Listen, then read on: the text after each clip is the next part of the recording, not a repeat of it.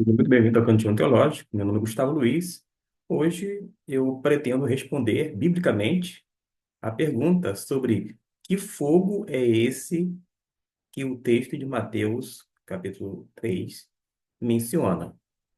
Quando se fala em interpretação da Bíblia, existem várias, porque as pessoas interpretam de maneiras diferentes, até porque algumas delas não utilizam sequer métodos de interpretação. Elas interpretam segundo as suas ideias, segundo o seu bel prazer. Nesse sentido, a gente vai caminhar para uma areia movediça, porque a gente fica sem ter como se firmar para poder continuar essa jornada de interpretação.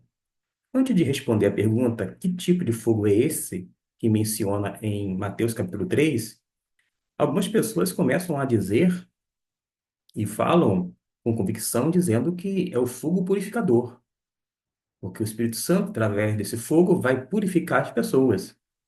Outras chegam a mencionar que é o fogo no sentido de limpar, de tirar as impurezas.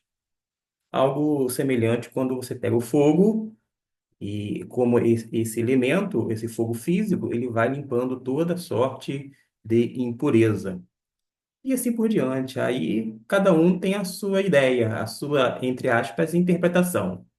Mas será que é conveniente adotar esta ou aquela interpretação? Será que é um fogo purificador? Ou quem sabe um fogo que vai tirar as impurezas nesse sentido? Alguns vão sugerir que é um fogo propagador. Como assim? É que ele vai propagar cada vez mais e mais a paixão que a gente tem pelo nosso Senhor e Salvador Jesus Cristo. A ideia até é legal, né? Mas, convenhamos, não faz jus no texto. Para deixar claro, a palavra fogo na Bíblia, numa alusão ao Antigo e ao Novo Testamento, aparece inúmeras vezes com pelo menos 16 sentidos. Achou bastante? Não estou exagerando. Vou citar um a um. Não em termos de referência bíblica, posso fazer um outro vídeo nesse sentido, mas indicando o sentido do fogo em cada contexto. Aliás, vou citar as referências bíblicas. Gênesis 22:6 fala sobre o fogo como uma reação química. É o fogo como nós concebemos. Deuteronômio 4:24, a força de atitude de Deus dá a entender que é um fogo no sentido de zelo. Em Juízes 9:20, aqui o fogo é figurativo, é uma figura de linguagem para quem é amaldiçoado ou ainda quem é injustiçado. No Salmo 11, versículo 6, faz alusão ao fogo no sentido de castigo. Salmo 66:12 é a figura de provação. Salmo 78:21, a figura do fogo, porque é figurado, é salmo, salmo é poético, é poesia pura, é a figura de uma ira divina. Em Provérbios, capítulo 6, versículo 27, a figura é o fogo como sendo a tentação de adultério. Daí não trazer fogo até o peito, porque senão vai se queimar.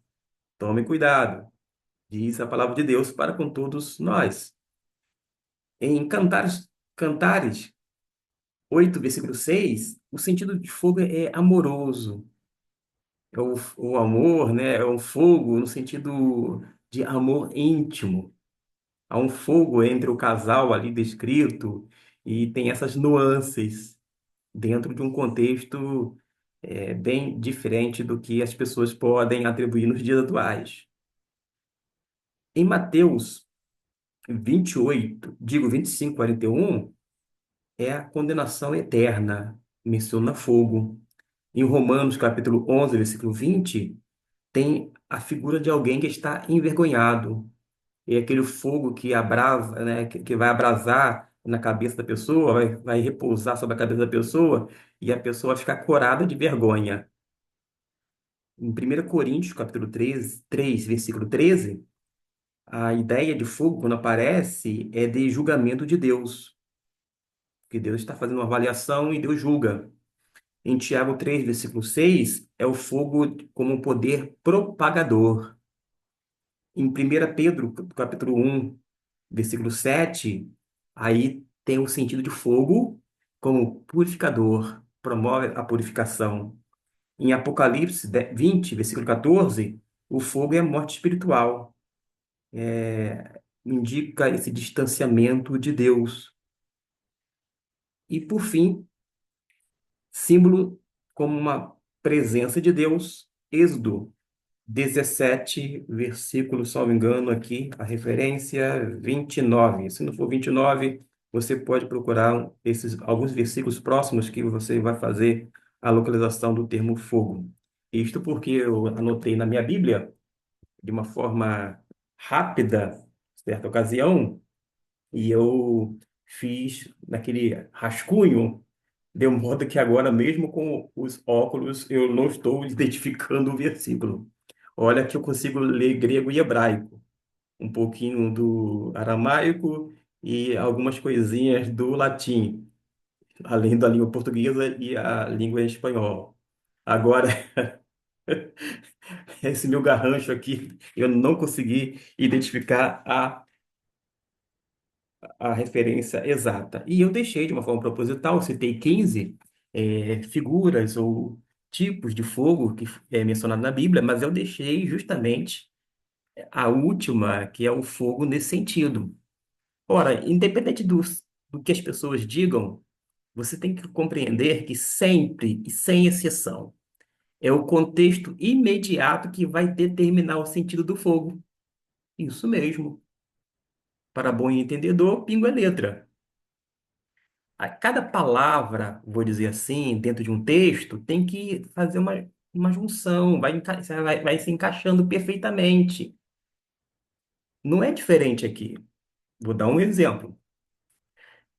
No versículo de número 9, só para que você possa se situar dentro desse contexto, ele começa a dizer que não era suficiente dizer ao outro: Abraão é nosso pai. Ele menciona no versículo 10 o machado julgamento de Deus já está pronto. Para quê? Para cortar as raízes das árvores. E ele prossegue: sim, toda árvore que não produz bons frutos será o quê? Cortada e lançada aonde? No fogo ou ao fogo. Esse fogo aqui, que é o contexto imediato, está se referindo ao julgamento de Deus ou ao juízo de Deus. Perfeito? É isto que o texto está dizendo. Quando chega aqui, eu vos batizo com água, aqueles que se arrependem, mas depois virá alguém que é mais poderoso do que eu, que não sou digno de mesmo de levar suas sandálias, ele batizará vocês com o Espírito Santo e com fogo. Ele está pronto para separar o joio do trigo com a sua pá. E depois a limpará a área onde se limpa os grãos, colocando o trigo no seu celeiro. Mas a palha queimará com um fogo que nunca se apaga. E qual é o sentido desse fogo? É um fogo também simbolizando o juízo de Deus. De modo que, quando a gente vai para o versículo de número 11, quando diz que Jesus, que faz alusão, ele batizará vocês com o Espírito Santo e com fogo, não é, vou dizer assim, não se destina ao mesmo público, e sim a dois públicos, porque havia uma multidão, e no meio da multidão tinha pessoas que estavam arrependidas, que tinham até se submetido ao ato batismal, mas havia outras pessoas que, embora estavam procurando o batismo, mas eles não tinham se arrependido. E a estes incrédulos que João, de uma forma muito contundente, firme, se dirige. E ele vai mencionar que estes, caso não se arrependessem, seriam que imersos no fogo, não no Espírito, porque no Espírito só é imerso aquele que aceita o senhorio de Cristo Jesus. Nós sabemos disto. Da mesma forma, se a pessoa não aceita Cristo Jesus, ela vai ser imersa no fogo, simbolizando o juízo. É inconcebível, textualmente falando, ou contextualmente, que a pessoa desconsidere esse elemento fogo a partir do texto inteiro, desde o capítulo 3 no primeiro versículo, até o versículo de número 12. Por exemplo, ninguém tem o direito de dizer: ah, esse fogo aqui é purificador. Purificador por causa de quê? Porque você está dizendo? Ah, não, é porque alguns eruditos, alguns estudiosos falaram, mas estudiosos também erram. Para a gente errar menos na interpretação bíblica e no entendimento, a gente precisa cada vez mais e mais se aproximar do texto bíblico. Ouvir pessoas importantes, que são especialistas, mas estar atento ao que a Bíblia diz e nos situar contextualmente. Percebeu a importância disto? Porque o significado não é o estudioso, não é o seu líder espiritual que vai determinar. O significado vai ser determinado pelo próprio autor. No caso, Mateus, o evangelista, está dizendo com todas as letras que vocês serão batizados com o Espírito Santo e com fogo. A primeira coisa que você precisa fazer é uma pergunta. A quem ele está se destinando? Ele está falando com quem? Ele está falando diante de uma multidão.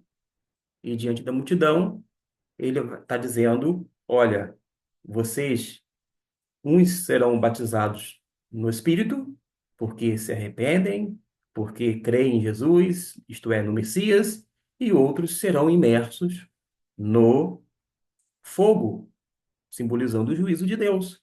Por causa de quê? O contexto, olha, imediato, tanto anterior quanto posterior ao versículo 11, deixa claro.